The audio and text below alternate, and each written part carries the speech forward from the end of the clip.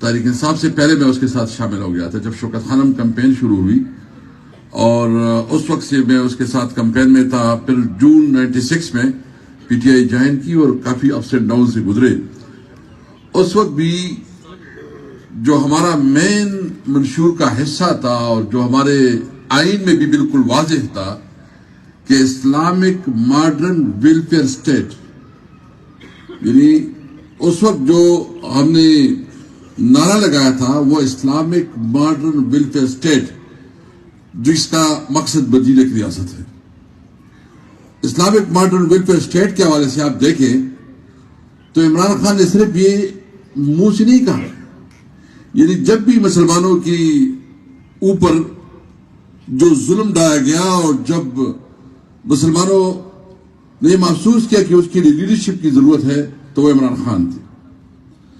یہ صرف بات نہیں ہے، یہ آپ دیکھ لیں وار آن ٹیرر کے حوالے سے. وار آن ٹیرر جب شروع ہوا تو کسی پولیٹیکل پارٹی میں یہ ہمت نہیں تھی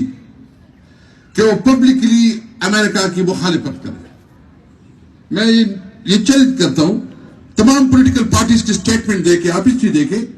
کسی پولیٹیکل پارٹی نے اس وقت اس ایشو پہ پبلکلی امریکہ کے خلاف بات نہیں کی. عمران خان نے کی. جب آپریشن شروع ہوئی اس حوالے سے بھی عمران خان نے بات کی،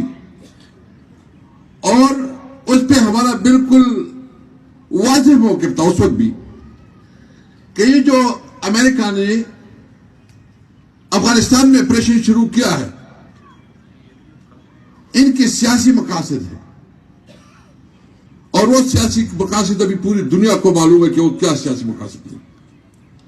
اور عمران خان کو اس وقت جو اگر وہ جیل میں ہے تو وہ جیل میں وہ انٹرنیشنل ایشو میں وہ اسلام فوبیا، اور خاص کر جب اس نے کہا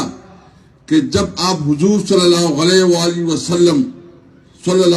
وسلم کی حرمت پہ کوئی آپ بات کرتے اس کی جو ہے نا تصحیح کرواتے ہیں، جس کو آپ آزاد میڈیا کا اپنے آپ کو لمبردار سمجھتے ہیں، تو ہمیں بڑی تکلیف ہوتی ہے. کسی مسلم لیڈر نے یہ اقوام متحدہ کے پلیٹ فارم میں یہ اٹھایا، عمران خان نے اٹھایا. اسلام فوبیا کے حوالے سے آپ کو پتا ہے کہ جتنی مشکل سے خاص کر یورپ میں اور امریکہ میں